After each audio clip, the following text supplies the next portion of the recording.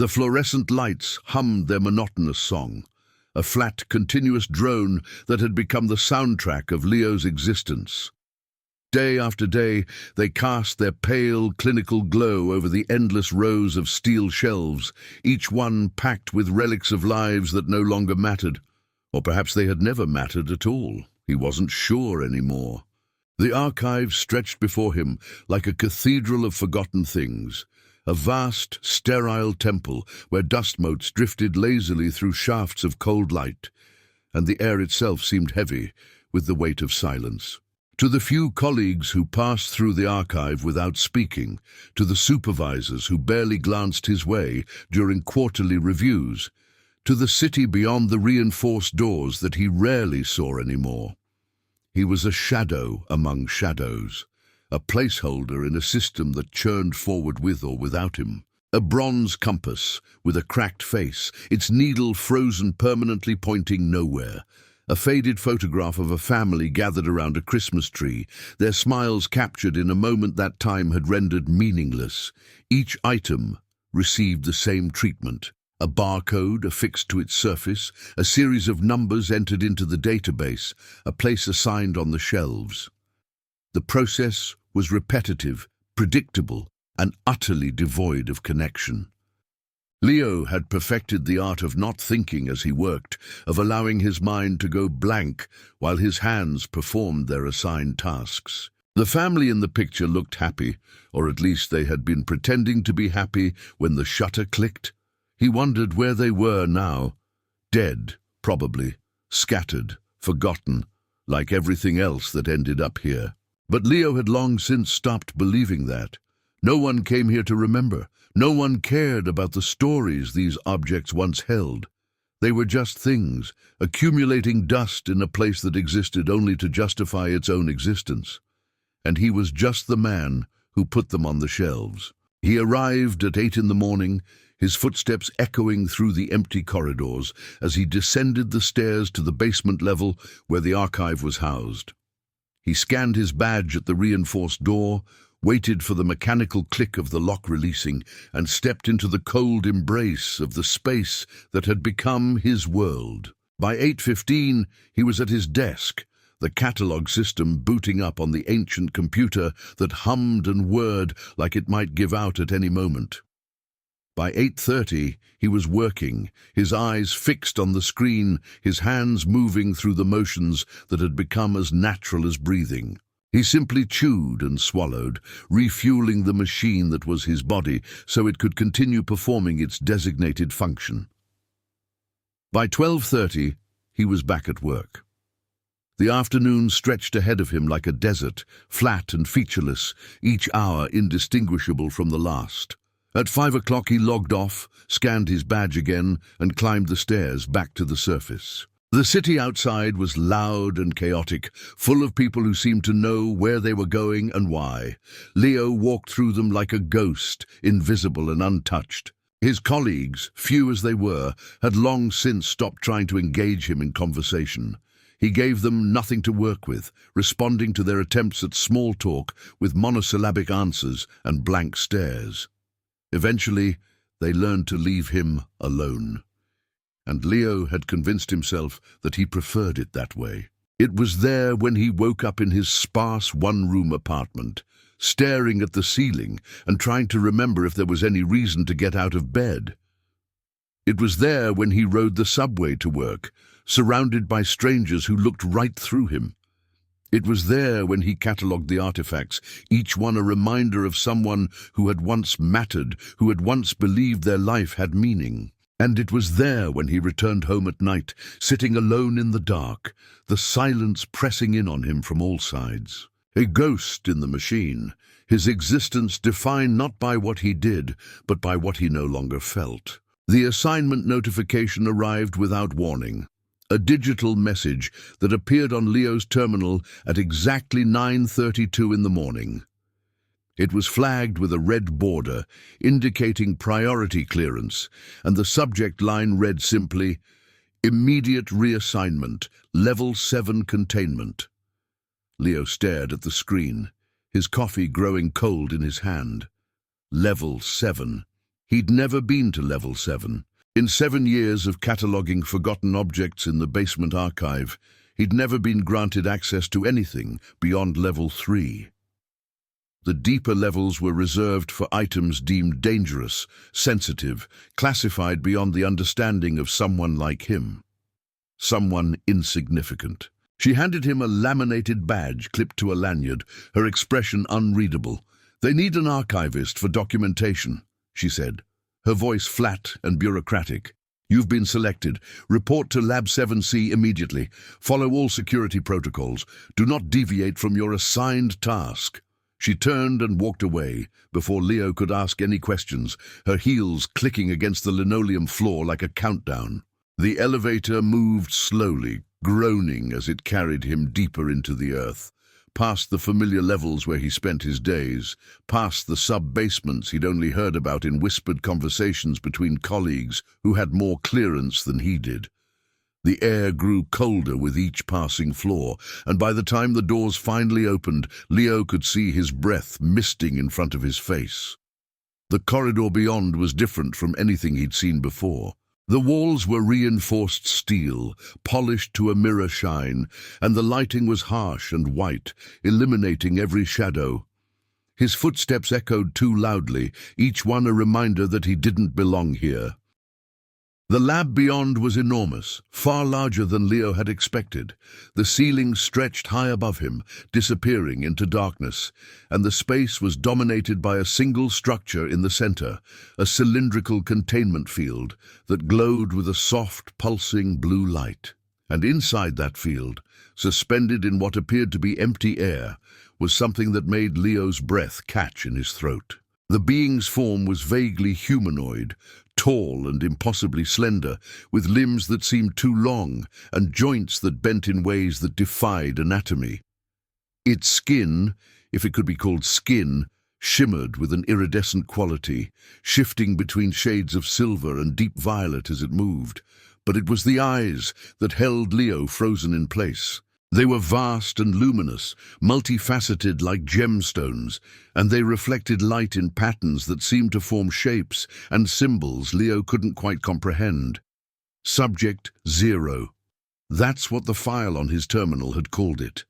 A designation, not a name. A thing to be studied, contained, catalogued. The connection was immediate and overwhelming. Like a door being thrown open inside his mind, images flooded his consciousness in a torrent he couldn't control. Vast starfields stretching across impossible distances, cities that rose from crystalline foundations and reached toward alien suns, structures so enormous they made mountains look like pebbles. And at the center of it all, a tower. A colossal edifice that seemed to pierce the fabric of reality itself. Its surface covered in symbols that Leo somehow understood were older than humanity, older than Earth, older than time as he knew it. But the images kept coming, layered with emotions that weren't his own. Grief so profound it felt like drowning, loneliness that stretched across eons, and beneath it all, a desperate, aching need for freedom. It wasn't a plea spoken in words, it was something deeper, more primal, a cry from one imprisoned soul to another, and Leo felt it in the very core of his being, resonating with something he hadn't known existed inside him. When the connection finally broke, Leo found himself on his knees, gasping for air, his vision swimming. The guards had moved closer, their weapons raised but not aimed, their body language suggesting they were used to this kind of reaction. One of them spoke, his voice muffled by the helmet. "First contact always hits hard. You'll acclimate." But Leo wasn't sure he wanted to acclimate. He wasn't sure he could. Because in that moment of shared consciousness, he had felt what Subject 0 felt. He had seen what it had lost. And he understood, with a clarity that terrified him, that this being was not a thing to be contained. It was someone who was suffering. Leo went through the motions of his task, photographing the containment field from specified angles, recording measurements, updating the digital file with clinical precision. But his hands shook the entire time, and his mind refused to settle. Every time he glanced at Subject Zero, those luminous eyes were watching him, and he felt the echo of that connection, a whisper at the edge of his thoughts. When the supervisor finally dismissed him 3 hours later, Leo fled the lab like a man escaping drowning, his footsteps unsteady as he made his way back to the elevator. He pressed himself into a corner of the car, his eyes fixed on the floor, trying to block out the noise and the light and the memory of those eyes. When he finally reached his apartment building, he took the stairs instead of the elevator, needing the physical exertion to ground himself in reality. A single room with a narrow bed pushed against one wall, a kitchenette that he barely used, a table with one chair, and a window that looked out onto a brick wall. On the wall above his desk hung his government-issued commendations, framed certificates that praised his compliance, his efficiency, his reliability. 15 separate awards for being exactly what the system wanted him to be: invisible, obedient, safe. Leo paced the length of his apartment, 5 steps from wall to wall, turning and repeating. His mind raced through scenarios, each one more terrifying than the last. Armed guards storming the lab, alarms blaring through the facility, containment protocols that would lock down the entire building, his own face on security footage, marked as a traitor, a threat, someone to be eliminated. He had no skills for what the connection had silently demanded of him. He wasn't a hero from the stories people told, the kind who made brave choices and changed the world. He was an archivist. He catalogued things that no longer mattered. He had spent 7 years perfecting the art of being insignificant, and now something was asking him to be anything but. The security at Level 7 was designed to contain threats far beyond his comprehension. There were protocols within protocols, fail-safes within fail-safes, systems that would detect the smallest deviation from normal operations, and even if, by some miracle, he managed to bypass all of that, what then? Where would they go? How would they survive? He would be throwing away the only life he had, the only identity he possessed, for a being he didn't understand and a connection he couldn't explain. He tried to convince himself that the being's imprisonment was justified, that the government had reasons for keeping it contained, that his role was simply to document and move on. He tried to bury the feeling, to pack it away in the same mental space where he'd stored every other emotion he couldn't afford to feel. And neither would the echo of that desperate plea, reverberating through his consciousness like a bell that wouldn't stop ringing. Leo lay back on his bed, staring at the water-stained ceiling, and felt the weight of insignificance pressing down on him with renewed force. He had spent 7 years learning how to disappear, how to exist without making waves, how to survive by refusing to live. And now, for the first time in his adult life, he was being asked to matter, to make a choice that would have consequences, to step out of the shadows and into the light. The escape was nothing like the movies Leo had watched during the rare moments he allowed himself distraction. There were no elegant plans, no perfectly timed maneuvers, no heroic speeches that rallied his courage. It was clumsy, desperate, and driven by an impulse he didn't fully understand. 3 days after his first encounter with Subject Zero, Leo had returned to Level 7 for additional documentation. His hands had been shaking as he swiped his badge. His mind had been screaming at him to turn around, to return to his archive, to forget everything he'd seen. But the echo of that connection had become unbearable, a constant pressure behind his eyes that made sleep impossible and thought nearly incoherent. In those 4 seconds, Leo had acted without thinking. He'd crossed the lab floor, his legs moving as if controlled by someone else, and his hand had reached through the weakened barrier.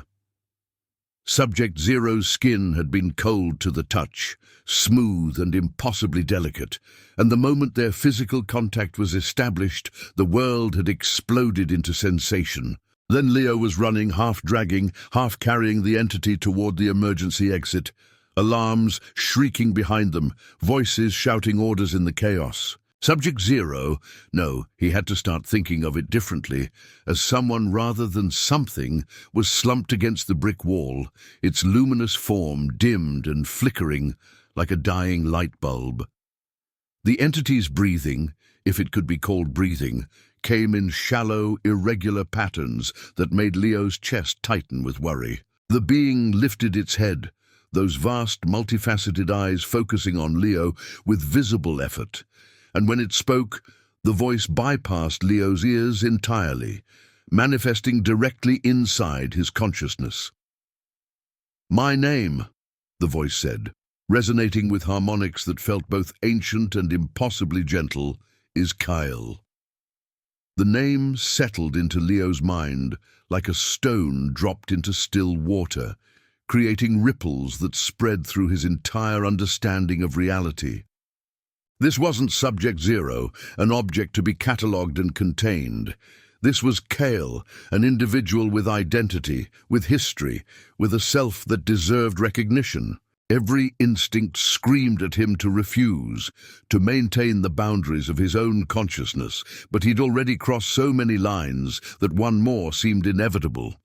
He nodded, and Kyle's fingers touched his temple with a pressure so light it barely registered.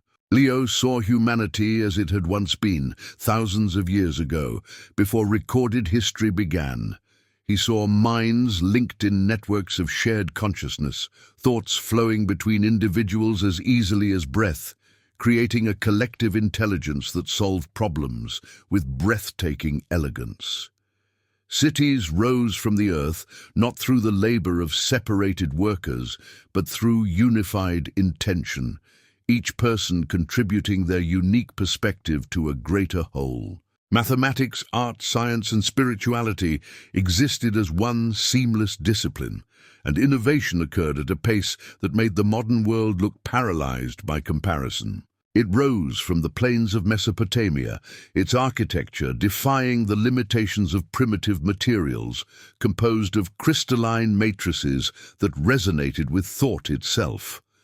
Through the tower, humanity had reached outward, touching other consciousnesses across the stars, building bridges between worlds and species, creating a web of connection that spanned the cosmos. Gale's people had been among those connections, teachers and students in an exchange of knowledge that enriched everyone involved. They called the tower an abomination, a violation of human nature, a pathway to the loss of individual identity. And in their fear and pride, they had struck. The psychic trauma had been catastrophic, wiping vast portions of collective memory and leaving survivors confused, fragmented, unable to remember what they had lost. The sanction had moved quickly in the aftermath, establishing themselves as the keepers of history, rewriting the narrative, suppressing any technology or practice that might restore the shared consciousness. They became governments, institutions, archives, structures designed to catalog and contain rather than connect and expand. It buries it. He'd been a guard, not a curator, keeping dangerous knowledge locked away from the people who might use it to break their chains. The insignificance he'd felt had been intentional, cultivated by a system that needed its workers to be small, isolated, incapable of seeing the larger pattern. Kale's eyes widened, their luminescence flaring briefly. "They're tracking me. The containment field left a signature they can follow." The entity tried to stand, but collapsed immediately, its form flickering more violently. The escape had drained whatever energy reserves Kale possessed, and Leo realized, with growing horror, that without help, his companion might not survive the night. But survival required movement, and movement required hiding, and hiding required abandoning everything Leo had been. He pulled Kyle upright, draping the entity's arm across his shoulders, and stumbled deeper into the maze of industrial alleys. His government-issued ID badge hung from his neck on its lanyard, the photograph showing a man who no longer existed. Leo stopped beside a sewer grate, water rushing beneath in a dark torrent, and with a gesture that felt both momentous and pathetically small, he unclipped the lanyard and dropped it through the grate. The plastic badge disappeared into the water with a barely audible splash, carrying away his identity, his clearances, his entire official existence. They'd pulled footage from every camera in the facility and beyond, creating a timeline of the escape with damning clarity. Leo saw himself on a cracked television screen in a corner store window, grainy CCTV footage showing him breaching the containment field, his hand reaching through the blue light toward Kyle's desperate form. Another clip showed him pulling Kyle through a service corridor, the entity's legs barely functioning, alarms flashing red throughout the frame. The news ticker beneath the footage labeled him a terrorist, a traitor, a threat to national security. His old supervisor gave a statement, her thin face composed and clinical, describing him as unstable, radicalized, dangerous. Everything he'd been, the invisible archivist, the compliant worker, the man who'd won 15 commendations for reliability, was being erased and replaced with a narrative designed to justify his elimination. Leo ducked away from the window, pulling Kyle deeper into the abandoned warehouse they'd found near the dockyards. The entity was worse now, barely conscious, its iridescent skin dull and flickering. "They'll keep coming," Kyle whispered, the mental voice weak and fragmented. "The sanction has resources everywhere. You can't protect me forever. I just need long enough to figure out what comes next." But the truth was, he had no idea what came next. His old life was gone, vaporized the moment he'd reached through that containment field. He couldn't go back to his apartment, couldn't contact anyone he'd known, couldn't access any of the systems that had once defined his existence. His face was on every screen in the city, marked for capture or worse. The only path available led forward into darkness, away from everything familiar, toward a future he couldn't see. For the first time in 7 years, his life had weight, consequence, meaning. He was no longer a ghost cataloguing the artifacts of forgotten lives. He was a fugitive with a companion who carried the truth of humanity's stolen potential. He was hunted by his former employers. Yes, he was terrified, exhausted, and completely unprepared for what lay ahead, certainly. But he was also, finally, undeniably alive. But Leo had crossed the threshold now, and there was no returning to the safe prison of his former existence. His only option was to move forward into the unknown, carrying with him the fragile, flickering form of an entity who'd shown him that humanity's greatest tragedy wasn't what it had lost, but that it had been made to forget it had ever been whole. It sprawled beneath the gleaming monuments and government buildings like a shadow network, a maze of service tunnels, abandoned metro stations, and forgotten infrastructure that the city's official maps pretended didn't exist.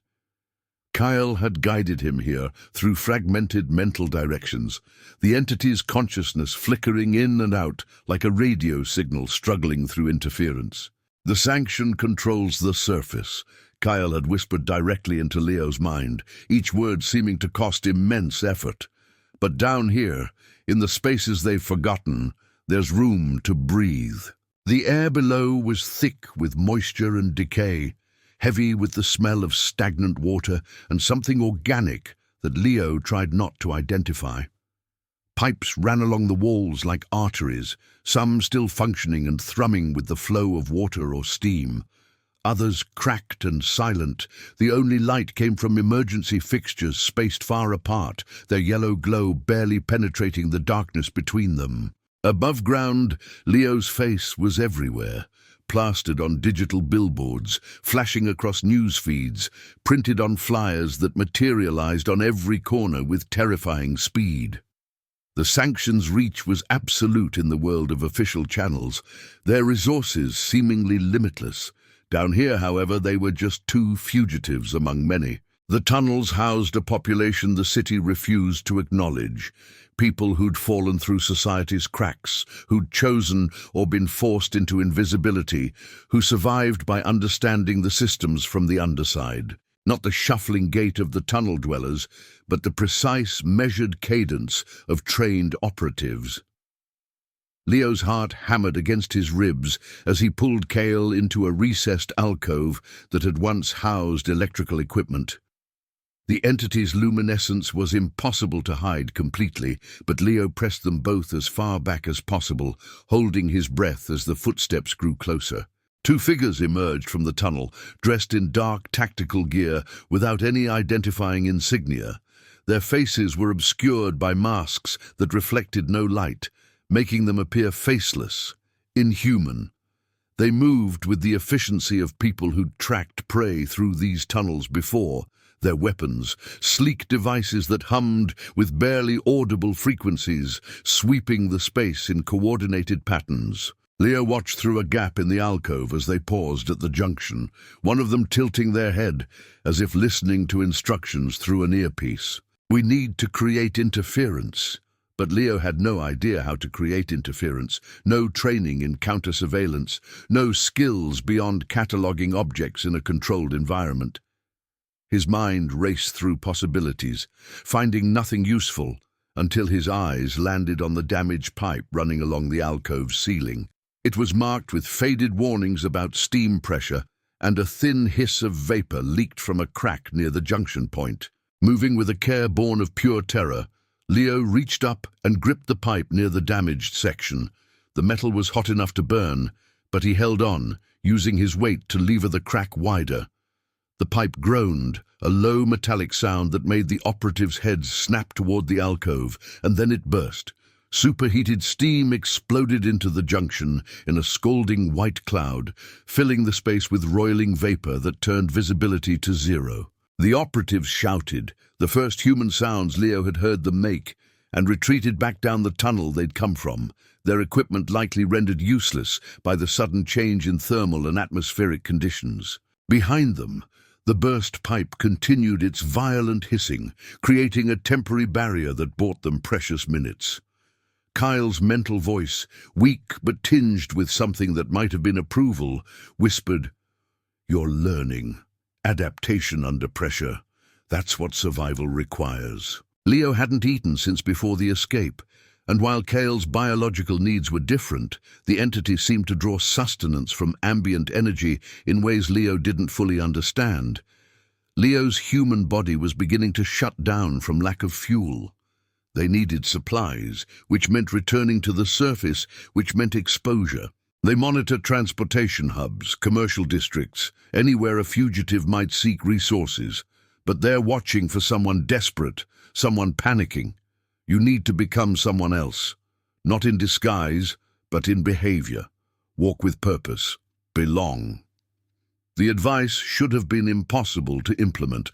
Leo had spent his entire adult life trying to be invisible, which was a different skill entirely from appearing to belong. But the alternative was starvation. So he climbed back to the surface through a maintenance shaft that opened into an alley behind a restaurant district. He forced himself to straighten, to smooth his filthy clothes, to adopt the gait of someone who had every right to be walking these streets.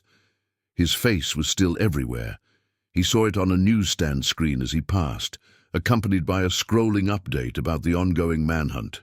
But people in the city had learned not to really look at each other. If he didn't act like prey, perhaps no one would recognize him as such. He entered a convenience store, selected items with deliberate casualness, bottled water, protein bars, a prepaid phone that might work for one or two crucial calls before being traced, and approached the counter.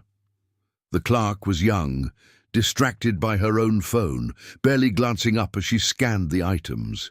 Leo's hands didn't shake as he handed over cash he'd found in his apartment during a reckless retrieval mission the night before. The transaction completed without incident, and he walked out with supplies that felt as valuable as gold. The man's eyes met Leo's, and there was recognition in them. Not the vacant recognition of someone who'd seen a face on the news, but the sharp, certain recognition of someone who'd been looking specifically for that face. A sanction operative, plainclothes, probably stationed in the area as part of a grid search. He dropped the bag of supplies and lunged forward, not with any skill or training, but with the desperate energy of an animal cornered. His shoulder connected with the operative's chest, driving both of them backward into a pile of restaurant trash bags. The man grunted, his hand still reaching for his weapon, and Leo grabbed the nearest object, a glass bottle that had been discarded among the refuse, and brought it down on the operative's wrist. The crack of impact was sickening, and the man's hand spasmed, the weapon clattering away across the pavement. Behind him, the operative was shouting into a radio, calling for backup, and Leo dove into the maintenance shaft with a desperation that bordered on freefall, half climbing and half dropping down the ladder to the tunnels below. "You fought." There was something in the mental voice that Leo couldn't quite identify, surprise, perhaps, or respect. The man who catalogued artifacts couldn't have done what you just did. It was elegant in its simplicity, its weight balanced perfectly, its purpose unmistakable. He'd never held a weapon before his current life. The fact that he now carried one, that he'd used violence against another human being to acquire it, should have horrified him. But all he felt was the grim acceptance that this was what survival required. Cale had sensed something, a disturbance in what the entity called the resonance field, a pattern of consciousness that Cale could perceive even in weakened condition. 3 sanction operatives, Cale had warned, the mental voice strained with effort. Moving in coordinated search pattern, 50 meters ahead, converging on our position. He scanned their surroundings, looking for advantages, finding only the detritus of the underground, pipes, cables, abandoned equipment, shadows. His mind, shaped by years of cataloging objects and understanding spatial relationships, began to work in new ways. He grabbed a length of cable, tested its strength, and stretched it across the tunnel at ankle height, securing it to pipes on either side. Then he found a metal panel that had fallen from the wall and positioned it at an angle that would reflect the emergency lighting in a confusing pattern. Finally, he guided Cale to a junction 20 meters beyond these improvised obstacles, positioning the entity in a spot where the luminescence would be visible from the tunnel but appeared to be much farther away than it actually was. The operatives appeared exactly as Cale had predicted, 3 faceless figures moving in tactical formation. They spotted Cale's glow and accelerated, their weapons raised, their focus narrowed on what they thought was their target. The first operative hit the cable at full sprint and went down hard, armor crashing against concrete.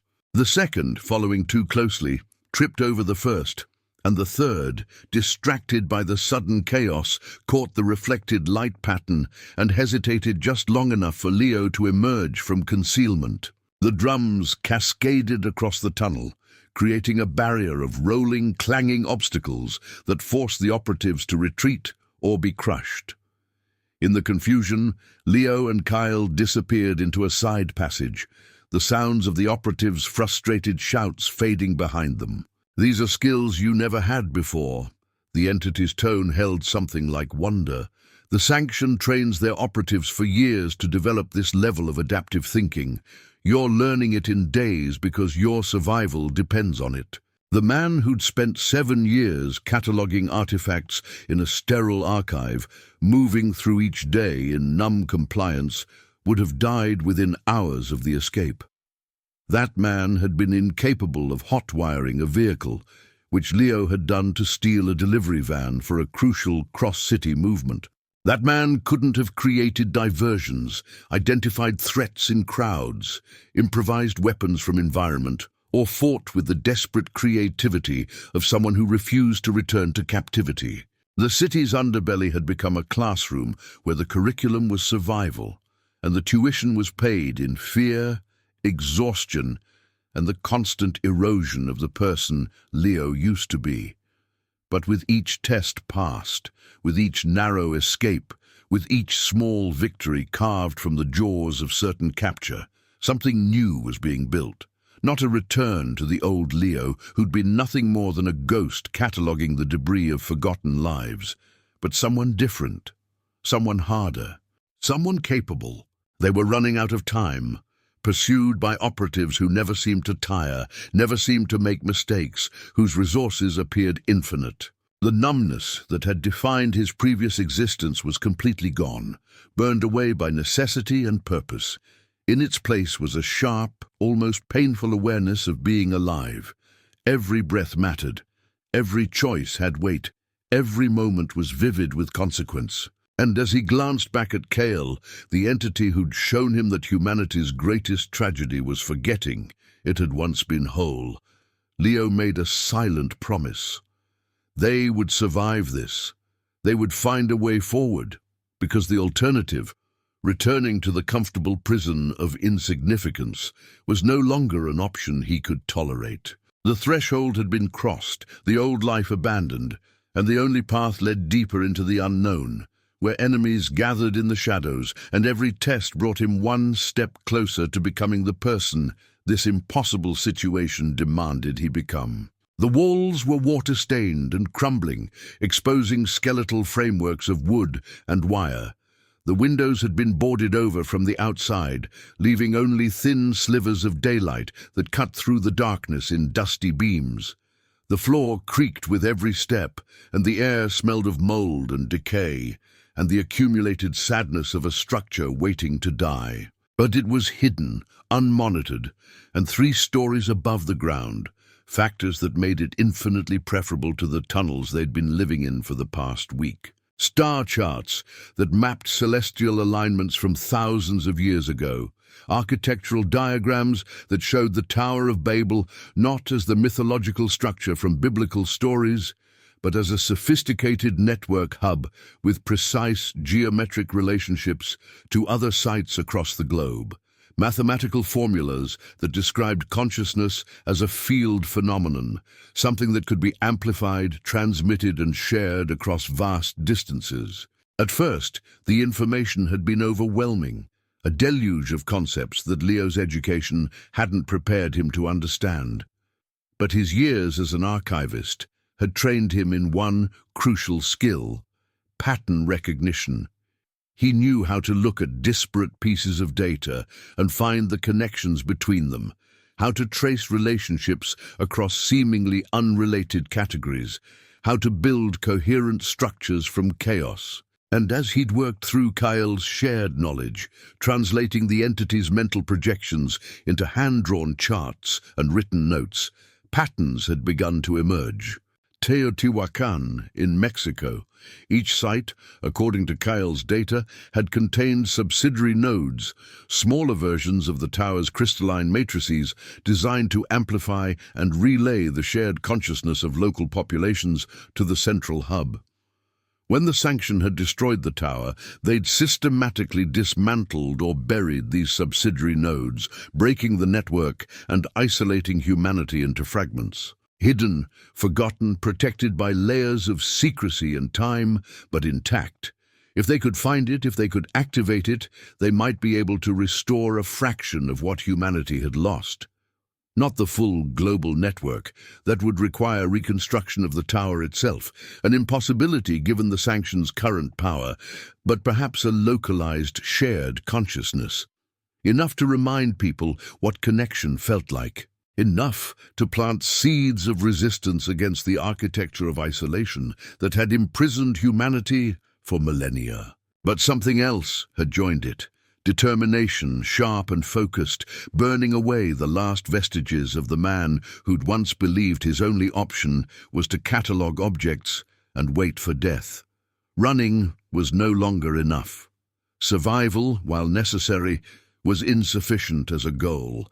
They needed to move from reactive flight to proactive resistance. He looked over at Kyle, who rested against the far wall, the entity's luminescence now so dim it was barely visible even in the safe house's darkness. "We're going after the node," Leo said aloud, his voice rough from disuse.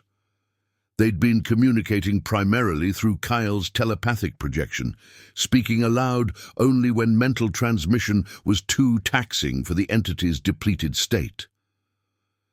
"The one you think survived. We find it, we activate it, we fight back." They built their containment infrastructure on top of it, using its residual energy to power their systems without understanding what they were actually tapping into. To reach it, You would need to infiltrate the place where your face is most recognized, where their security is absolute. And if we're going to fail, and we probably are, I'd rather fail trying to accomplish something than just hiding until they finally track us down." He returned his attention to the diagrams, calculating distances and access points, trying to remember the archive's layout from his 7 years working there. The node would be in the sub-basements, wouldn't it? Below even level 7, in the spaces marked as structural foundation. I always thought those areas were off-limits because of engineering concerns, but it was actually because of what they contained. They build their institutions on top of the very artifacts they're trying to suppress, believing that proximity gives them control. Sometimes it does, but sometimes it creates vulnerabilities. It was an impossible plan, suicidal in its ambition, but Leo found himself committed to it with a fervor that felt almost religious. This was what his entire life had been preparing him for, not the cataloging itself, but the knowledge of systems, the understanding of how institutions protected their secrets, the ability to navigate bureaucratic structures from the inside. The invisible archivist, who'd spent 7 years being ignored, might be the only person capable of moving through the archive unseen. Leo had exactly enough time to look up, his hand reaching instinctively for the weapon he'd taken from the operative days before, when the first enforcer came through the breach. Not the masked tactical operatives they'd been evading in the tunnels, but something else entirely. This figure wore armor that seemed to absorb light, making their outline difficult to focus on, and their movements carried a fluidity that spoke of augmentation beyond normal human capability. 2 more enforcers followed immediately behind the first, fanning out to cover the room with weapons that hummed with lethal potential. These were the Sanction's elite, the hunters they deployed when standard operatives failed, and their presence meant the organization had committed serious resources to ending this chase. Leo raised his weapon, knowing it was futile, knowing he was outmatched in every possible way, but unable to simply surrender after everything they'd sacrificed to get this far. One of the enforcers screamed, their visor cracking under the intensity, and Kyle's form collided with them, both figures crashing through the weakened floorboards to the level below. Leo scrambled backward, firing his weapon at the remaining 2 enforcers, the device's discharge creating pulses of force that distorted the air, but seemed to do minimal damage to their advanced armor. Structural supports groaned under the assault, walls crumbling from weapon impacts and the chaos of combat. Leo caught glimpses of Kyle below, the entity fighting with a desperation born of finality, using the last reserves of energy to create devastating psychic attacks that sent the enforcers reeling. But there were too many of them, and they kept coming, 4, 5, 6 figures pouring through the breached door, professional and relentless in their assault. An enforcer grabbed Leo from behind, armor-enhanced strength lifting him off his feet, and he felt the cold press of a weapon against his spine. "Subject recovered," the enforcer reported into their comm, voice distorted by their helmet. "Preparing for extraction."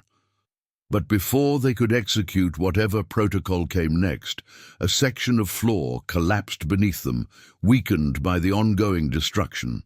Leo and the enforcer fell together, tumbling through splintered wood and choking dust to the level below. 2 more were still fighting, and Kyle was at the center of the conflict, the entity's form now so translucent Leo could see through them to the walls beyond. Every movement seemed to cost Kyle immeasurable effort, but still the entity fought, protecting Leo with a fierceness that transcended their fading existence. One of the enforcers raised a weapon, different from the others, larger, its surface covered in glyphs that Leo somehow recognized as symbols meant to disrupt non-human biological patterns. A neutralizer designed specifically to kill entities like Kyle. Leo shouted a warning, but the enforcer fired, and the weapon's discharge hit Kyle's center mass with a sound like breaking crystal. The entity's luminescence flared one final time, bright enough to hurt, and then began to fade rapidly, flickering like a candle in a hurricane. Kyle staggered, fell to their knees, and the remaining enforcers closed in for the kill. Leo moved without conscious thought, driven by a grief so raw it transcended fear. He grabbed a length of rebar from the rubble, swung it with all the strength his exhausted body could muster, and connected with the first enforcer's helmet. The impact shattered his improvised weapon, but sent the enforcer sprawling. The second turned toward him, weapon rising, and Leo knew he was about to die. Kyle's form lost all solidity, becoming nothing more than a shimmer in the dusty air, barely visible even in the dim light filtering through the destroyed building. "We haven't reached the node. You were always meant for this. But those identities were prisons, the sanction built for you. You broke out of them the moment you reached through that containment field. What you are now, what you're becoming, that's the truth of you. That's what they feared." Spatial coordinates pinpointing its exact location within the archive's sub-basement levels. Frequency harmonics required to interface with the crystalline matrices. Security bypass protocols that exploited vulnerabilities in the sanction's own systems. Everything Kale knew about the network compressed and transmitted in a desperate final gift. Leo's consciousness reeled under the influx, his hands pressed against his temples as if he could physically contain the information flooding into his mind. He could feel Kyle's presence intertwined with the data, the entity's essence woven through every byte of transferred knowledge, a ghost that would remain even after the physical form ceased to exist. Activate it. Let humanity remember. Let them feel what connection truly means. Do this, and my death will have purpose. Do this, and you'll honor everyone who was lost when they shattered the tower. The presence that had been in Leo's mind since that first connection in the containment lab. The voice that had guided him through impossible situations, the ally who'd stood between him and annihilation countless times, all of it vanished, leaving behind a silence so profound it felt like part of Leo's soul had been excavated. He knelt there in the wreckage of the safe house, surrounded by unconscious enforcers and structural devastation, holding space where Kyle had been, and felt the full weight of the mission crash down on his shoulders. The entity was gone. His mentor, his guide, his only ally in a world that wanted him dead, all of it reduced to memory and data.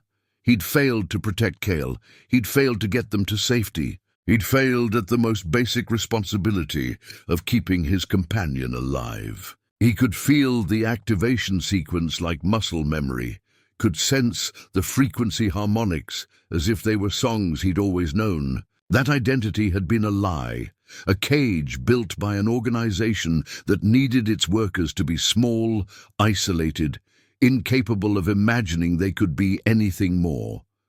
Breaking free of that cage had been the first step. Surviving the chase had been the second.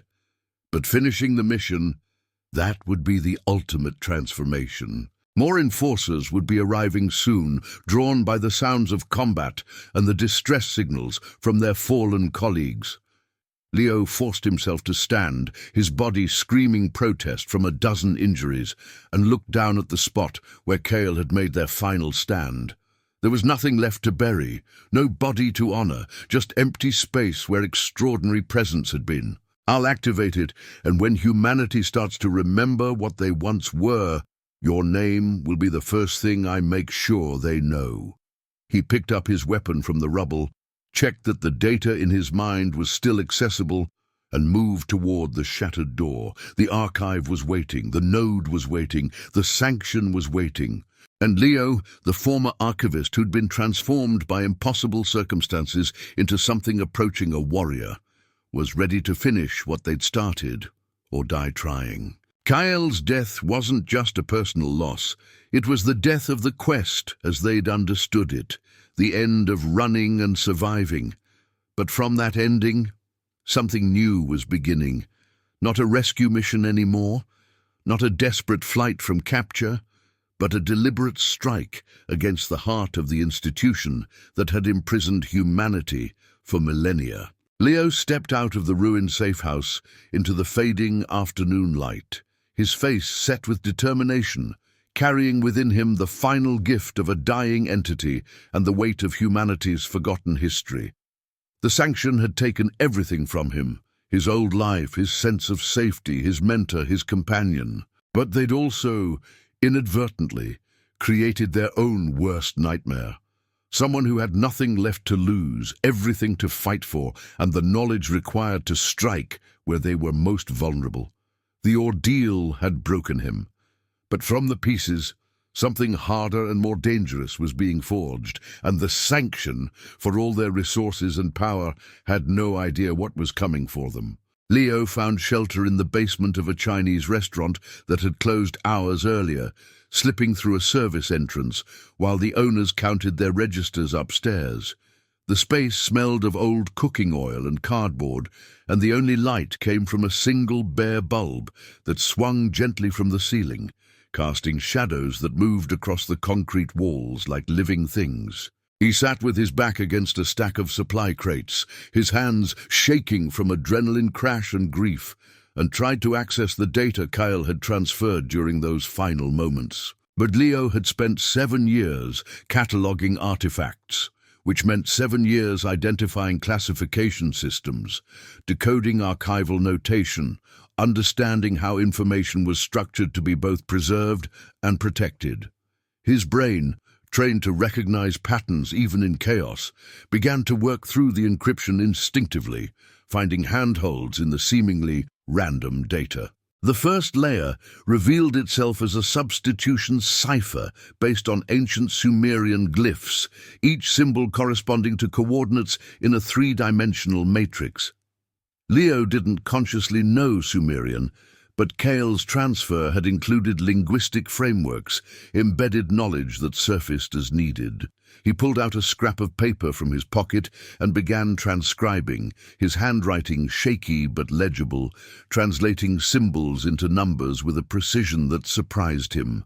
The numbers formed patterns, ratios that corresponded to architectural proportions, measurements that echoed the golden ratio and other mathematical constants found in ancient structures. The key was literally astronomical, stellar positions from a specific date thousands of years ago, when the Tower of Babel had still stood and the network had functioned at full capacity.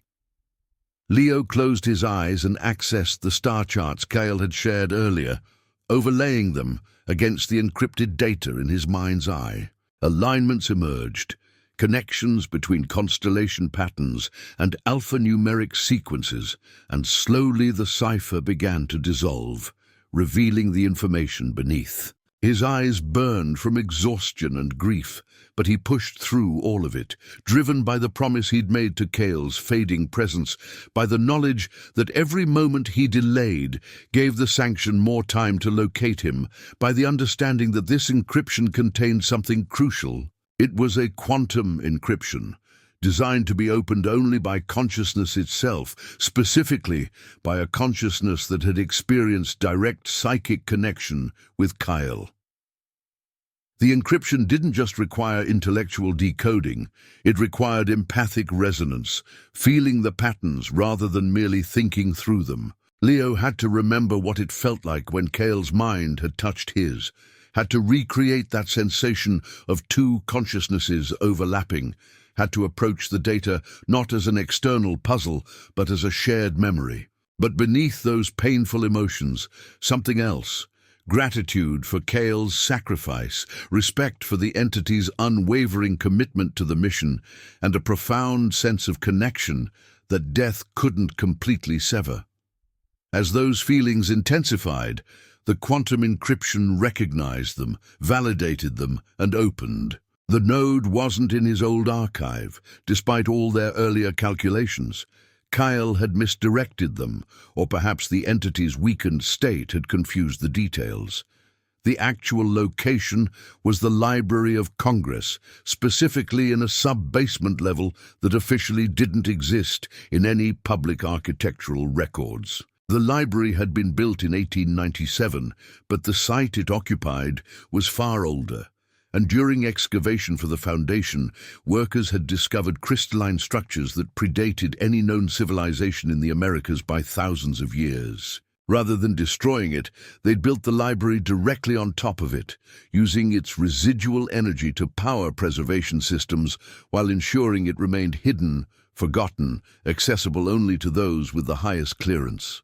The node had been dormant for millennia, its activation sequence lost when the network collapsed, but Kyle's data included that sequence, a specific arrangement of harmonic frequencies and conscious intention that could bring the crystalline matrices back online. The activation sequence was more complex, requiring him to physically interface with the node while projecting specific thought patterns and vocalizing tones that would resonate with the crystal structure. He would have approximately 3 minutes from initial contact to complete the sequence before security systems registered the intrusion and lockdown protocols engaged.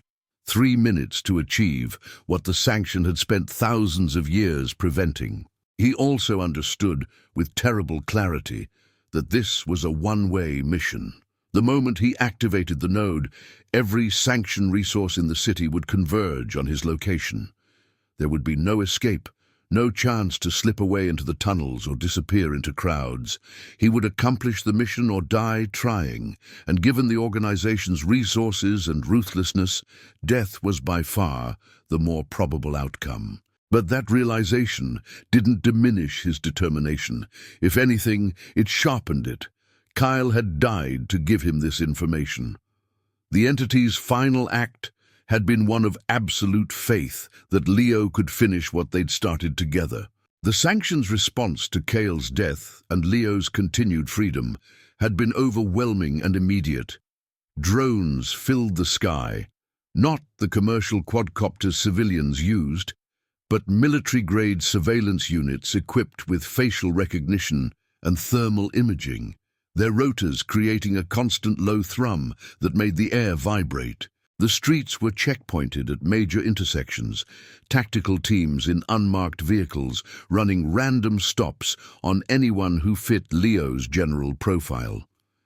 Digital billboards that normally displayed advertisements now cycled through his photograph with messages urging citizens to report sightings immediately. But this wasn't a normal day, and the sanction wasn't going to make the journey easy. Leo pulled his jacket's hood up, tilted his head down to avoid drone cameras, and began moving through back alleys and service corridors, using every trick he'd learned during weeks on the run. He'd been crossing a parking lot, moving between the cover of delivery trucks, when the unit descended from its patrol pattern and fixed on his position.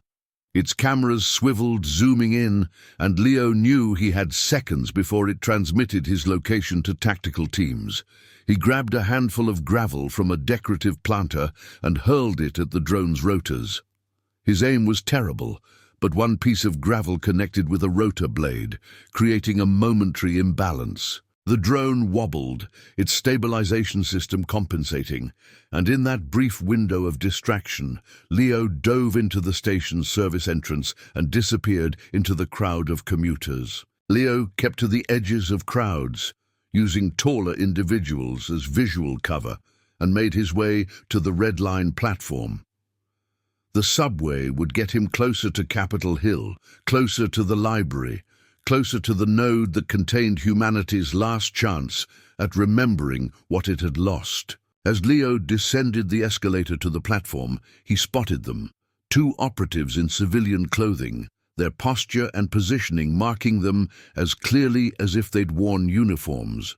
They were scanning faces systematically, working as a coordinated team, and in approximately 30 seconds they would reach the section where Leo was trying to blend into the crowd, waiting for the next train. He needed a distraction, something to pull their attention away from methodical surveillance. As loud as you can, The woman looked confused, but saw the desperation in his eyes and shrugged. She launched into an aggressive, amplified version of a rock song, the sound system she'd rigged to her guitar suddenly blasting music through the platform at a volume that made people jump and turn. The operatives' attention snapped toward the noise, their training pulling them toward the potential disruption, and Leo used those precious seconds to board a train that had just opened its doors. The crowd pushed in behind him, packing the car to capacity, and the doors closed before the operatives could reacquire their target. Through the window, Leo saw them realize what had happened, saw one of them speak urgently into a radio, but then the train was moving, carrying him into the tunnel, deeper underground where drones couldn't follow. The Library of Congress was visible from the station exit, its magnificent Renaissance revival architecture dominating the surrounding blocks. Under different circumstances, Leo might have appreciated the irony. He'd spent 7 years cataloguing forgotten artifacts, and now he was about to break into one of the world's most famous repositories of knowledge to activate technology that predated written history. But there was no time for irony or reflection. The sanction knew he had decoded Cale's data, which meant they knew his probable destination, which meant security around the library would be overwhelming. Plainclothes operatives posed as tourists and researchers, their communications equipment barely concealed. Sniper positions were visible on surrounding rooftops if you knew what to look for, and Leo had learned to look for everything during his crash course in survival. This wasn't just heightened security, this was a kill box, designed to eliminate him the moment he attempted entry. The frontal approach was suicide, which meant Leo needed to think like an archivist rather than a fugitive. The library's public spaces were impenetrable, but institutional infrastructure was always more complex than official maps suggested. There would be service tunnels for utilities, maintenance access for HVAC systems, forgotten passages from renovation projects that never got properly documented. He'd spent his career understanding how organizations structured their physical spaces, how they created layers of access based on clearance and function. That knowledge was the weapon he'd been carrying all along. Steam implied tunnels, which implied connections to the library's mechanical systems, which implied a pathway that wouldn't appear on any security schematic the sanction would be monitoring. It was a terrible plan, almost certainly doomed to fail, but it was the only plan he had. The drop was longer than expected, and he landed hard on concrete slick with condensation, his injured shoulder screaming protest. But he was below ground now, in the invisible infrastructure that kept the city functioning, and that gave him an advantage the sanctions' sophisticated surveillance couldn't easily counter. The tunnel system was a labyrinth of pipes and cables, steam hissing from joints in the aging infrastructure, darkness interrupted only by occasional maintenance lights that cast everything in a sickly yellow glow. Leo moved quickly but carefully, following pipes that he guessed led toward the library complex, using his archivist's spatial reasoning to construct a mental map of the underground layout. Behind him, he could hear sounds of pursuit, boots on concrete, voices echoing through the tunnels, the sanction realizing where he'd gone and deploying operatives into the very infrastructure they'd overlooked. He paused at a ladder leading upward, its rungs rusted but intact, and climbed toward what he hoped was a maintenance access point inside the library itself. Leo braced himself against the ladder and kicked the hatch repeatedly, each impact sending vibrations through his injured body until the lock mechanism sheared away and the hatch swung open. He pulled himself through into a mechanical room, filled with boilers and electrical panels, the air hot and loud with the sound of machinery. But alarms were already sounding, distant but approaching, security protocols engaging now that his forced entry had been detected. Leo accessed the data Cale had transferred, letting the node's precise location guide him through corridors marked as restricted, down stairwells that descended into levels increasingly disconnected from the library's public face.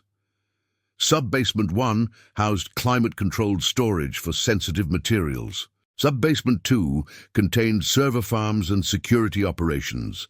Sub-basement 3 was officially listed as structural support and utilities. The lock was biometric, requiring palm print authentication, and Leo had approximately 30 seconds before tactical teams converged on his position from multiple directions. The data Kyle had transferred wasn't just information.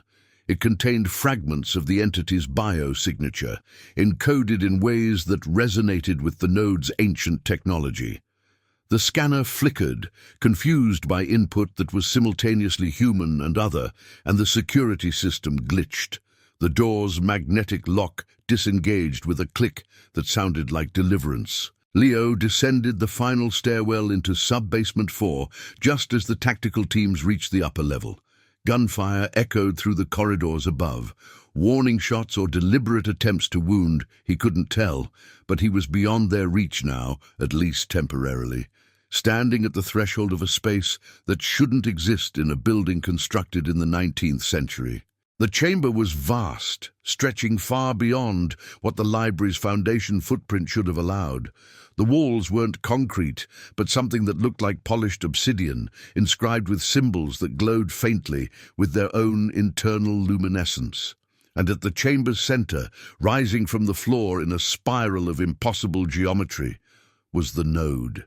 Crystalline matrices that caught the dim light and refracted it into patterns that hurt to look at directly, each facet reflecting possibilities rather than mere images, the entire structure humming with dormant power that had been sleeping for thousands of years. This was what humanity had once built, when minds were connected and consciousness was shared. This was what the Sanction had buried, fearing the power that connection represented. And this was what Kale had died to reveal, trusting that Leo could finish the mission even alone, even hunted, even knowing he wouldn't survive what came next. They would reach him in minutes, perhaps seconds, but Leo had everything he needed: the location, the activation sequence, the understanding of what this technology represented. He placed his hands on the crystalline surface of the node, feeling it respond to his touch, warming slightly as if recognizing conscious intent. And then, drawing on every ounce of determination and grief and hope that remained in his exhausted body, Leo began the activation sequence that would change everything, or mean nothing at all if he failed to complete it before the Sanction stopped him permanently. The activation sequence required 3 components executed simultaneously: physical contact with specific points on the crystalline structure, vocalization of harmonic frequencies that would resonate with the node's matrices, and projection of conscious intent that aligned with the network's original purpose. Leo's hands found the first 2 contact points instinctively, Kyle's transferred knowledge guiding his movements as if the entity's ghost were directing his fingers. The crystal was warm beneath his palms, pulsing with energy that had been dormant for millennia but never truly extinguished. And as he began to vocalize the first frequency, a tone that started deep in his chest and rose to an almost unbearable pitch, the chamber's ambient luminescence intensified. Patterns of light began cascading across the crystalline surfaces, fractals blooming and subdividing in ways that suggested consciousness more than mere physics.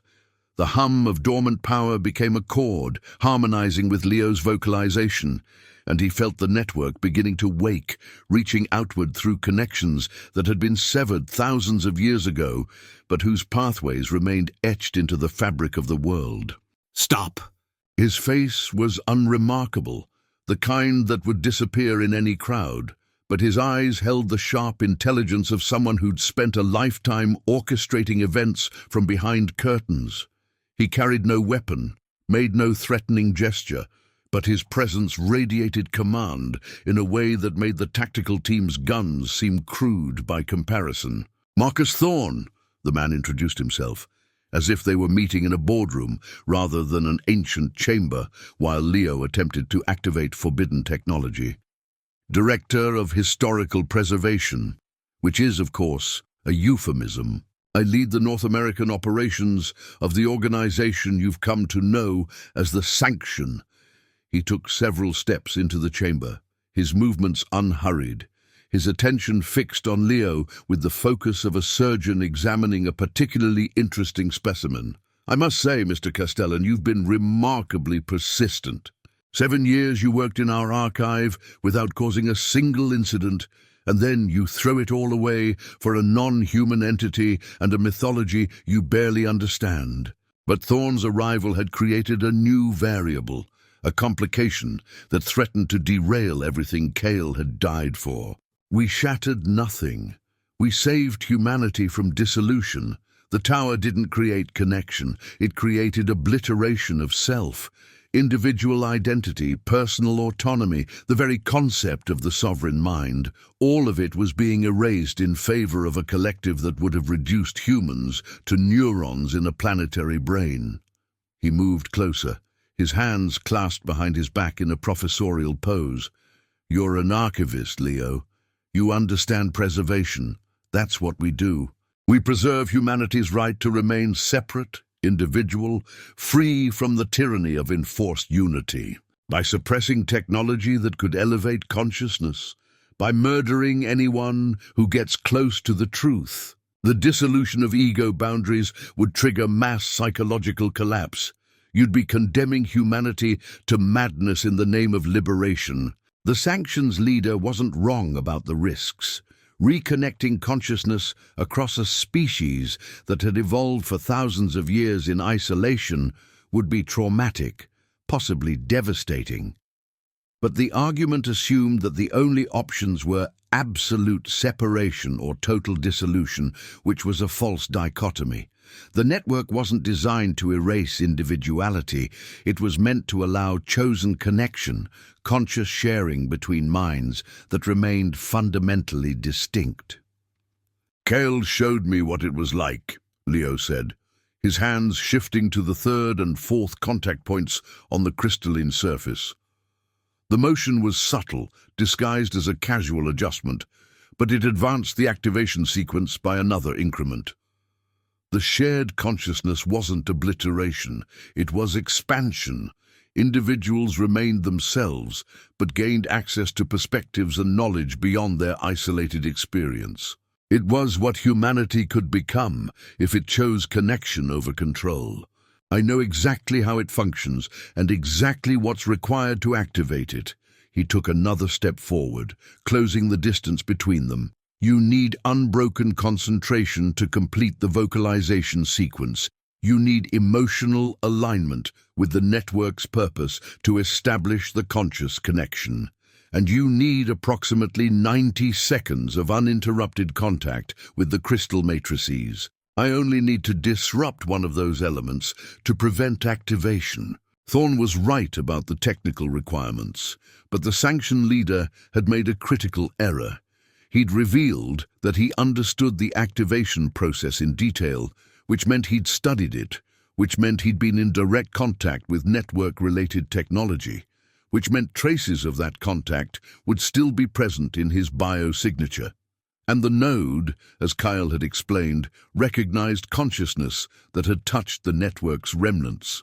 "You're not here to stop me," Leo said, the realization crystallizing with sudden clarity. "You're here to activate it yourself, using me as a scapegoat. The Sanction's been losing control for decades. Information leaks, whistleblowers, entire populations questioning official narratives. You need the network active so you can shape how it's used. Maintain control of the narrative, even as you pretend to release suppressed knowledge." But Thorne moved simultaneously, crossing the remaining distance and placing his own hand on a sixth contact point that Leo hadn't yet reached. It wasn't a physical fight they were engaged in, but a competition of intent and knowledge, a battle to see who could align their consciousness with the network's purpose more completely, who could project the vision of humanity's future that the node would recognize as legitimate. "I've prepared for this moment my entire career," the Sanction leader said, his voice layered with harmonics as he attempted to override Leo's input. I know every protocol, every failsafe, every override sequence built into this technology. You're an amateur, Leo, a cataloger who got lucky a few times. You can't possibly compete with decades of specialized study." He shifted to the sixth frequency, the vocalization rising from his throat with a purity he didn't know he was capable of producing, and projected his conscious intent into the node with absolute clarity. Not a vision of control or managed release, but genuine liberation. Not preservation of existing power structures, but transformation toward what humanity could become if freed from imposed limitations. The node began to choose between them, its ancient consciousness evaluating the intentions behind each activation attempt. Thorn projected order, stability, the continuation of systems that had preserved civilization for millennia. Leo projected chaos, potential, the risk and promise of radical change. Neither vision was completely right or completely wrong, and the node, designed by beings who'd understood that consciousness contained multitudes, struggled to resolve the competing inputs. Society will fragment into warring factions, arguing over how to interpret the past and what it means for the future. Better that than the comfortable prison you've maintained, where humanity stays safe and small and ignorant of what it once achieved. Not all of them, many had been destroyed too completely to resurrect, but enough to create a distributed network that couldn't be shut down by eliminating a single point. Enough to share the truth with populations that the sanction couldn't possibly silence simultaneously. He pulled a device from his jacket, small, cylindrical, covered in the same glyphs that adorned the chamber walls, and activated it. An electromagnetic pulse exploded through the space, designed to disrupt the crystalline matrices and force the node back into dormancy. But the technology was incomplete, based on stolen fragments rather than complete understanding, and instead of shutting down the network, the pulse accelerated it. The node's activation, completed in a cascade of light and sound and consciousness that transcended Leo's ability to fully comprehend. He felt the network reach outward, touching minds across the planet, broadcasting not through electronic signals, but through the quantum field that connected all conscious beings. And what it broadcast was information, the complete, unfiltered history of the Tower of Babel, the network's destruction, the millennia of suppression that followed. Images, memories, knowledge, compressed into formats that bypassed language and cultural barriers, downloaded directly into the collective unconscious of the species, to the complete unraveling of everything that's kept humanity stable since the tower fell. I won't dishonor that sacrifice by second-guessing what we've accomplished. The truth was out, spreading across the world at the speed of thought, and no amount of force or suppression could contain it.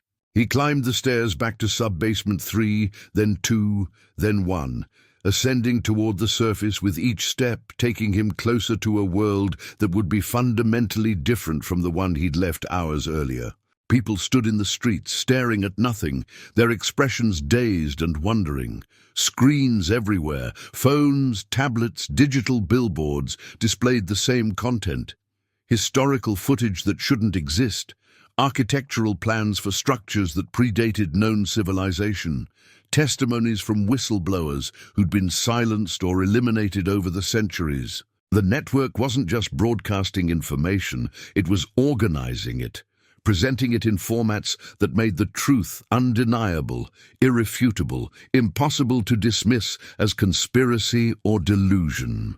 For thousands of years, others echoed similar sentiments, shock, anger, betrayal, but also wonder, excitement, the beginning of questions that would reshape how humanity understood itself. The sanction would try to spin it, would attempt damage control, but they'd been exposed too completely. Their organizational structure, their methods, their entire history of suppression was now public knowledge, and no amount of propaganda could restore their former authority. His shoulder throbbed, his ribs ached, his hands were bruised and bleeding from contact with the crystalline node. But he was alive, which was more than he'd expected, and the mission was complete, which was more than he dared hope. He wasn't insignificant anymore, though the irony was that his significance came from anonymity, from being the unknown catalyst who'd changed everything without seeking credit or recognition. The world would spend years, perhaps decades, grappling with the truth he'd released. There would be conflict, upheaval, the painful process of reconciling comfortable lies with uncomfortable realities. But there would also be potential, possibility, the chance for humanity to consciously choose what it wanted to become, rather than unconsciously accepting what it had been forced to be. "We did it," he whispered to that memory. "The truth is out. Humanity gets to remember." He'd crossed thresholds he couldn't uncross, lost what he could never recover, and gained something that no pursuit or suppression could take away. The knowledge that his life had mattered, that his choices had consequences, that one person willing to act could alter the trajectory of an entire species. And Leo, no longer a ghost cataloguing the debris of forgotten lives, watched the sunrise and knew that whatever came next, arrest, assassination, or anonymous survival, he'd already achieved something that transcended his individual existence. He'd given humanity back its stolen past, and in doing so, opened possibilities for its future that the Sanction had spent millennia trying to prevent. And that, ultimately, was exactly what Cale had died hoping to accomplish.